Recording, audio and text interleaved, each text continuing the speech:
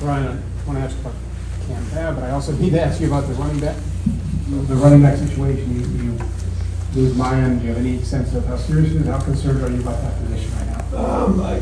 I don't think that hopefully these are going to be, some things that we can overcome here in a short period of time. Great to see our depth show up. We'll have to see, but it didn't look like, based on what we saw here in the locker room, that it was going to be something that was going to be really long term. So we'll see how he feels overnight, and then hopefully get straight back for next week. Oh, and then Cam, yeah. Where do we start with that? This is somebody who's overcome 4 ACL surgeries.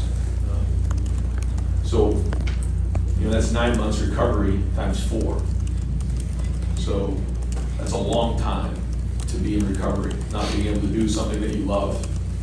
And when it happened the last time, there's a lot of questions on whether he wanted to do it. He never batted an eye. He said, "This is what I want to do." He put his faith in God and felt like this was his journey.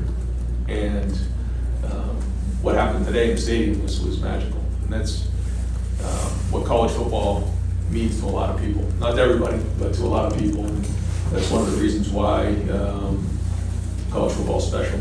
It's one of the reasons why you coach, to see something like that happen. And hopefully there's somebody out there that's going through tough times that can see that as a motivation to overcome.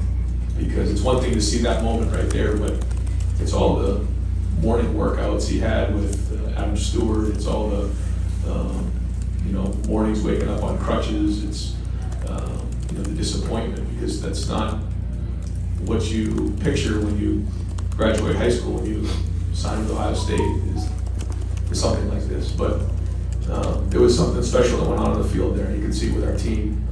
And I'm just really happy for him, but just really selfishly proud to be part of a moment like that, to see someone overcome such great obstacles in life. I just can't say enough about it, because there'll be great wins and there'll be great accomplishments here at Ohio State.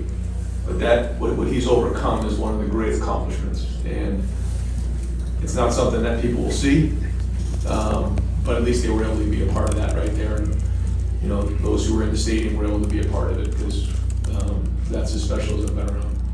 Over to the right, Dylan Davis. Is that When Cam went into that game, was there a specific emphasis on trying to maybe get him a touchdown? Were you thinking about that? Well, Cam, tweaked it in, his lower extremity again in preseason. And so he was kind of in a process of getting back on the field, and we weren't sure when that was going to be. And we never knew when the time was going to be that he was going to actually go back in the game and play. It was the moment was right. We still had the starters in the game after we buffed the punt and they scored. And we were going to take the starters out. It didn't happen that way. We decided to keep the starters in, so that had to happen. And then Marvin caught that pass, and we felt like, okay, now it's time to take Marvin out. Just probably too much risk at this point with Marvin. And that's when Hart said, well, I think it's Cam Bapp's time. And so we called one play. That was a swing to Xavier. And if it didn't work out that way, it was going to come back to Cam. We got the ball in the red zone. There was, I think, an injury on the play. And CJ came up to me and he said, what do you think about trying to get Cam a touchdown right here? And I said, I think it's right. And we called it, and it worked out that way. So again, pretty neat. over to the left, Cam? Brian, when you lose mine, you've already had Trey Gunn out for a little while. Allen came in and when he's come in, he's played really well this year for you guys. He's been able to move Xavier back there. How confident are you in down that if Trey Gunn can't play and Mayan can't play going forward, that he can take the load, and you expect Xavier to still get more carries in the backfield as well? Yeah, I think both those guys showed that they can do a good job. I think it's pretty remarkable that we have that many guys who are capable. But whether it's Trey, Mayan, or Chip, we're hoping to get all these guys back here as soon as we can. It's been frustrating, obviously, not having a full strength room there. But I guess the positive spin on that is the depth is shown, and we've been able to keep that going. But yeah, I think Dallin had some really nice runs today. The number one job of running back is to take care of the football. It's the number one job. and the rest of it takes care of itself. And I thought he got into a rhythm. He had a nice run early on. He had the first touchdown run and bounced that one. Did a nice job with the vision on that.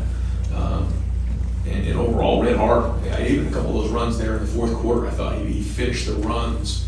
If it was a 3-yard run, he was finishing at 6. I think he's got good feet, good vision.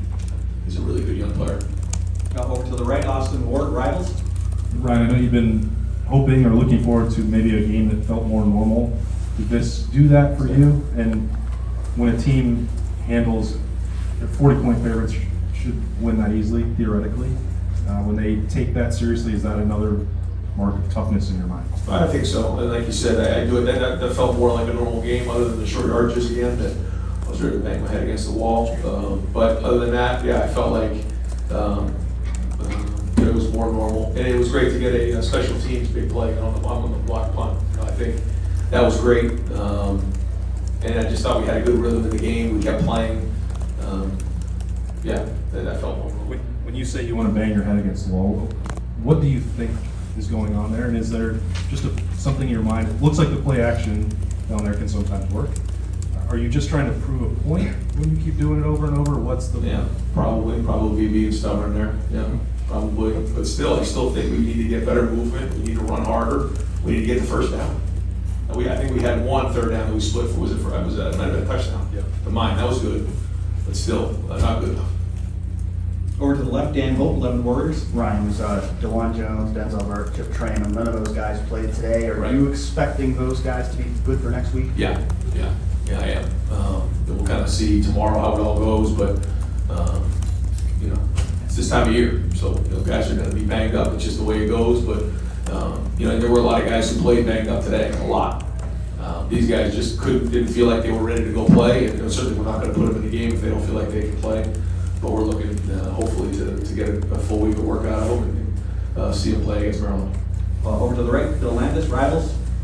Ryan, what did you think of Xavier's long touchdown run? Both his effort, was he zigzagging across the field, and also the blocking he got downfield? I didn't see it other than on the jumbo. I saw Julian and I think Marvin hustling downfield and making some great blocks. I can't wait to see it on film. I heard the sideline going crazy. The initial thing that I saw was they stemmed the front, and it's a play that we worked on pretty hard. And I thought we logged the end really well. We got around that quickly, and then I thought that the tackle did a really good job of getting up to the backer, and then the second puller, it was 3 for 3 right there. And then Xavier slipped through, and then the rest was, I was kind of in the back there, and I thought at some point he was going to go down. He just kept squirting out. So a lot of great effort on the play. Great to see Xavier get a run like that. You can see what a weapon he is. He's made some big plays for us this year, so happy for him. And he's very unselfish. When we felt like maybe he would have to play a little running back in this game. He spent a lot of time talking about protection, some of the run game, and because he's been such a good special teams player, he's got a lot of versatility, and you can see that in his game. Over to the left, Stephen Means, Cleveland.com. Ryan, there's already a ton on CJ's plate as is, but you're not really sure if you've got running backs healthy, and your passing game has the week it does last week. It's how impressed are you with the week you had this week, and how much of the emphasis on it, not necessarily be perfect, but kind of lift things up when you have situations like this. Yeah, he's the leader of our offense. There's no question about it. And when your leader is just into it and pushing the guys and understands how important balance is in your offense, that's important. And there was a little bit of an edge to the offense this week. I think that was all week of practice, and we got to keep that going. It's the only way we're going to reach our goals here. But I thought he threw some nice balls. I thought the double move by Marv was a really nice route. He put that right on the money. We did have one drop that could have been an explosive play, but that was a good throw. We kind of up and down it because he thought it saw the backside corner. Threw a nice ball to Cade on the seam route. Overall, I thought he was really on point today. Over to the right, Clay Hall, WSYX. You mentioned the punt block, Coach Lathan Ransom, Yeah. reaction to the day he had. Yeah, it was all over the place. And did a really good job with Parker Fleming on that adjustment. That was something that was a little bit of an adjustment based on what they were doing. And he was able to put that on the field. And I think that's a sign of a mature player that, you can talk about on the sideline, make an adjustment, they can put it on the field in a game like that, competitive excellence. We worked hard on that. We've worked hard on the tracks of blocking punts. And there's an art to that. You can be out of control and run into the punter, which will be a 15-yard penalty, which certainly up at night, but he did it really well, got his hands right to the ball. You know, a lot of times what you want to do is you start swatting at the balls, he put his hands right on it, and really well executed. Great to see him playing so well across the board. I know he's, I think, finals for the Jim Thorpe Award, and now to see him make a play like that kind of flipped the game for us, I felt like, in the second half. Got time for a few more folks. Over to the left, Doug Lesmerises, Cleveland.com. Ryan, when did you know DeJuan Jones might not be able to go today, and how did you think Josh Fryer did starting for him? Yeah, we were hoping to get DeJuan out there. He was out there pre-game. It was a game-time decision. He was close, just didn't feel like he could do it. And, tough call. These are tough decisions. And but we also, I think, part of the decision, we knew we had Josh. And Josh had been playing well as the extra tight end. And then I had a good week of practice. So, we had confidence in Josh to put him in the game. I'll have to see the film. I don't think it was perfect, but I feel like he played well. I think we didn't really, you don't notice a tackle. That's usually pretty good. But I have to watch the film and see. But a couple times, it looked like he was doing a pretty good job of protection. Rob Aller, Columbus Dispatch. Ryan, you have 11 on both sides. In some ways, is running back the easiest to plug and play in terms of putting a new guy in there versus maybe a lineman, obviously quarterback? No disrespect to running back. Yeah, no, I mean, I think it just depends on your skill set. It's hard to fit the right person in there. The thing for Xavier came in and has played so many different positions. He played running back for a whole spring, maybe even more than that. So he had a background in that. To say like, could you put Julian Fleming and play running back? No, you just can't do that, You couldn't do that with Marvin Harrison. I guess maybe in Mecca because he's a little bit built like that. But it's hard to find the right skill set to do something like that. And I think that's what makes Xavier a weapon for us, and happy to see him make those plays. I guess I mean more backups when you have 2 or 3 or 4 guys. The next guy up, in some ways, is easier than. I don't know. Maybe our guys have made it look that way, but I don't think that's the case. I guess as a running back, you can run for what they block for, but then you saw them make some guys miss and make bigger plays. And I think Dallin more on contact, and I thought Xavier at the second level. Over here, Tim May on 3, let him in row. Yeah, Ryan, I just want to get your reaction. Number one, in Mecca, it looked like it might have been a head bump situation. Is that accurate? I mean, I don't know. I'll have to go see. But once we get sometimes late in those fourth quarters, we try to be careful. yeah. And obviously, Hancock played most of the day today. I mean, what did you see out of him? And were you, impressed by that? And then number 3, Xavier Johnson. How much work does he get at running back during the week? Yeah, not much. We'll give him tracks every now and again. But he has a background to that. Tony worked with him closer to the game here a bunch. They met extra to make sure that he was ready and everything. Early on in the week, he was just a little package. By the end, it was the whole thing. So again, hats off to him. Then you saw Mitch doing a little bit of that as well back there. So that was good. Your other question was about Jordan. Yeah, Jordan in the secondary. I thought Cam Brown flashed at times. I know they caught the fade on him early, but it didn't bother him. He kept playing and competing. I thought that was great to see. He got his hands on some balls, and good to see Jordan out there competing. I don't know what he'll grade out, but you notice him in practice. You notice his competitiveness, and he has great instincts for the game. And final question, gentlemen from our armed forces, thank you for what you do. You get the last question of the day. Thank you very much. David Santiago, Ohio National Guard. Thank you, So brother. you saw a lot of festivities today, from the soldier running out with the flag to the flag ceremony to everything else that happened with the enlistment on the field.